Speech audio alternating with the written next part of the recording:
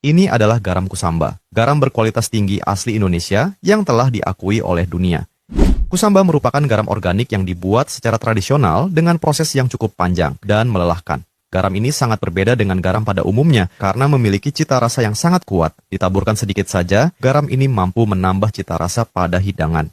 Selain itu, garam kusamba juga mengandung 80% mineral alami yang sangat baik untuk kesehatan dan mudah diserap oleh tubuh. Sesuai namanya, garam ini berasal dari Desa Kusamba, Kabupaten Klungkung, Provinsi Bali. Desa ini telah mendapat pengakuan sebagai salah satu tempat penghasil garam terbaik dunia. Lebih dari itu, garam kusamba merupakan sumber daya lokal yang diwariskan secara turun-temurun, bahkan telah ada sejak ratusan tahun silam. Akan tetapi, kini petani garam kusamba jumlahnya kian menyusut dan hanya menyisakan beberapa yang masih bertahan. Kurangnya minat generasi muda untuk meneruskan usaha tersebut menjadi salah satu penyebab langkanya petani garam di sana. Sehingga, warisan berusia ratusan tahun itu pun terancam punah.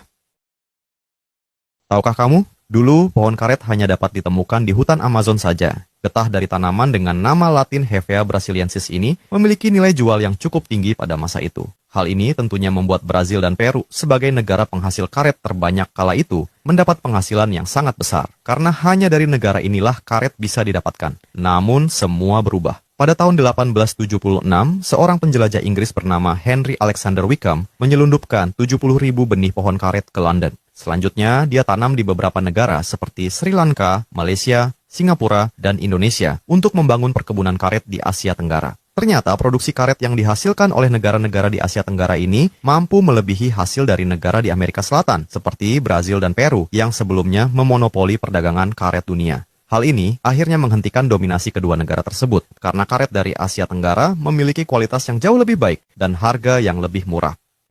Di dataran tinggi Dieng, Jawa Tengah, dulu pernah ada satu dusun bernama Legetang. Dusun ini diberkahi tanah yang jauh lebih subur dibanding dusun-dusun lain di sekitarnya, sehingga semua warganya hidup makmur dari hasil kekayaan alam mereka. Tapi semuanya berakhir hanya dalam waktu semalam saja.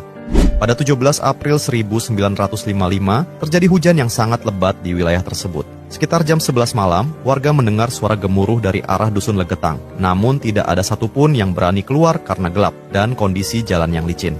Paginya, barulah mereka sadar bahwa dusun Legetang telah berubah menjadi sebuah bukit dan puncak gunung Pengamun-Amun telah hilang sebagian. Padahal, dari Gunung Pengamun-Amun ke Dusun Legetang jaraknya cukup jauh, juga dipisahkan oleh jurang dan parit. Namun anehnya, jurang dan parit itu sama sekali tidak tersentuh longsoran. Tanah itu seolah diterbangkan untuk mengubur Dusun Legetang bersama sekitar 351 warganya. Banyak yang mengkait-kaitkan peristiwa ini dengan azab, karena konon perilaku warganya yang sangat lekat dengan maksiat. Mabuk-mabukan, perjudian, perzinahan, hingga seks yang menyimpang merajalela di sana. Untuk mengenang peristiwa tersebut, dibangunlah sebuah tugu sebagai penanda bahwa dusun itu pernah ada. Ini adalah tiang bendera tertinggi di Indonesia yang terletak di Ibu Kota Nusantara atau IKN. Tiang ini menghadap langsung ke Istana Garuda yang menjadi simbol kekuatan dan semangat bangsa.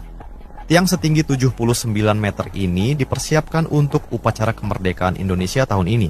Proses pemasangan melibatkan berbagai ahli teknik dan pekerja terampil dari seluruh penjuru negeri yang bekerja di bawah bimbingan dan arahan para insinyur terbaik di Indonesia. Angka 79 merujuk pada usia 79 tahun kemerdekaan Indonesia. Dan untuk pertama kalinya, upacara 17 Agustus akan digelar di IKN, Kalimantan Timur. Dibentuknya Satuan Pengamanan atau Satpam merupakan gagasan dari seorang Kapolri era 80-an, yaitu Jenderal Awaludin Djamin. Gagasan Satpam tercetus mulanya karena keterbatasan jumlah polisi dalam menjaga keamanan. Selain itu, Jenderal Awaludin juga sadar adanya potensi kejahatan berdalih pengamanan seperti yang terjadi di negara lain, misalnya geng preman elit Yakuza di Jepang. Jenderal Awaludin pun merancang struktur pengawasan teritorial yang dikenal dengan Siskamling. Jaringan pos keamanan itu dihuni oleh warga setempat yang berada langsung di bawah bimbingan kepolisian. Maksudnya supaya kelompok-kelompok yang berpotensi menjadi geng preman dapat langsung di bawah kendali kepolisian. Mereka kemudian diberikan tugas untuk menjaga keamanan khusus di tempat-tempat yang tidak ditangani langsung oleh kepolisian. Kemudian Jenderal Awaludin mengeluarkan surat keputusan tertanggal 30 Desember 1980 dan di tanggal inilah ditetapkan sebagai hari berdirinya Satpam.